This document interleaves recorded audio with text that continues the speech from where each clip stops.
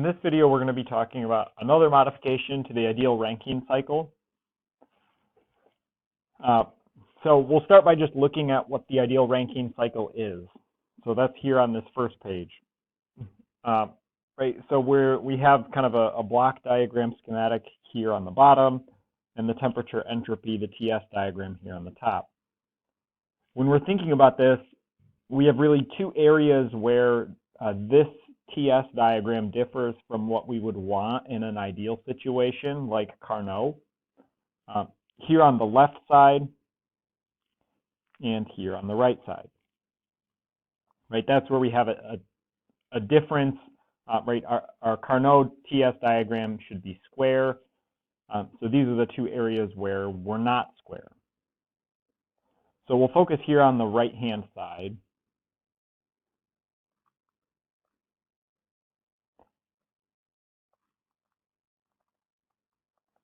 And ask the question, how do we square this? How do we make it more square? And the way that we would make it more square is if we can reduce kind of the height of that peak there at state 3. So how do we do that functionally?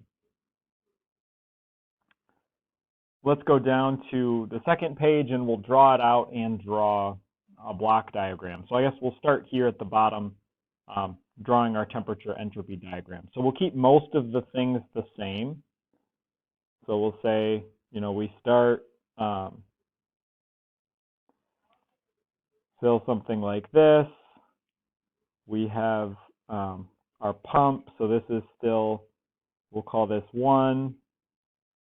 We'll call our pump 2. Let's start to draw what that would be. So that would be a condenser here.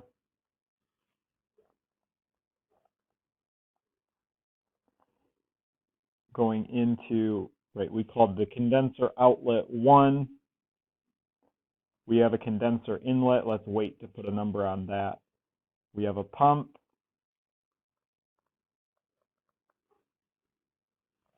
Here, and that pump outlet, which we called 2, goes into a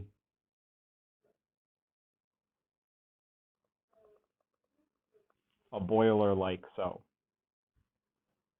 Okay, what's coming out of the boiler, right? What we want is we want it to be more square, so we want this peak, right? This peak here at 3, we want that to be closer to the flat line. So we want it to essentially be more like that. Let's do that a second. Okay, so that's what we want. So we want this to go up,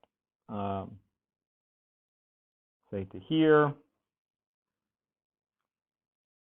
My ruler and draw a flat line. So we want it to come across, and we want the peak to not be so dramatic. So we'd like it to be maybe something only up to there, coming out of the boiler. Okay, so that's the outlet to our boiler. And we're going to send that into a turbine.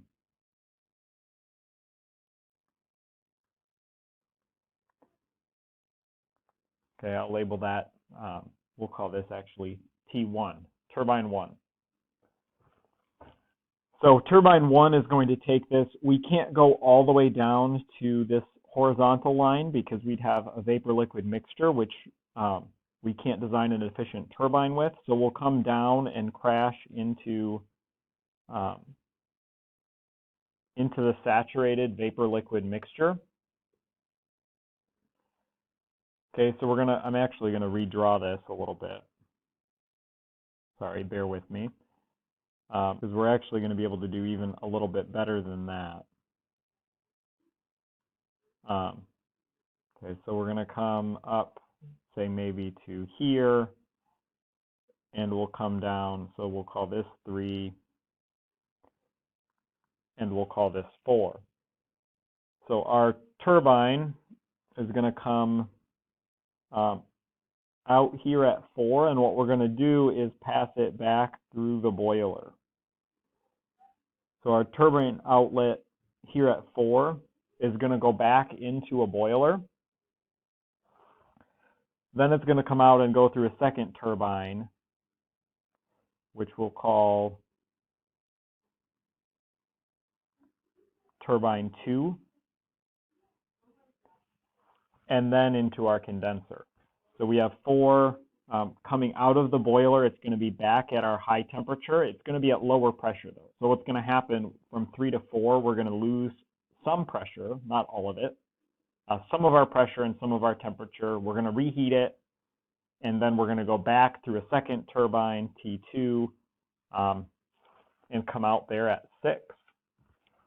So what that's going to look like is something like this. So we are now here at 5 and down here at 6. Okay, so let's talk just briefly about what's happening.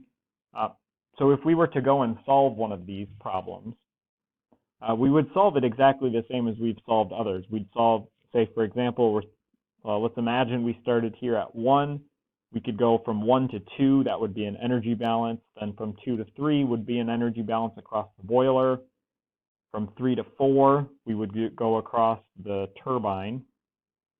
Then we would have to have another energy balance back across the boiler, and then an energy balance across our second turbine. So it's the same process that we would use to solve a normal Rankine cycle. In this case, we have so this is a Rankine reheat.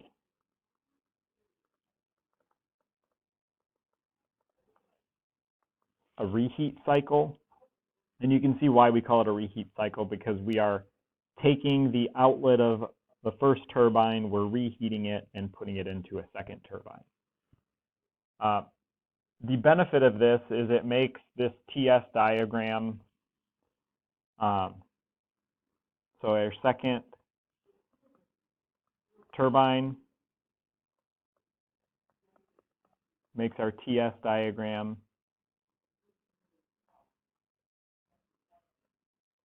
more square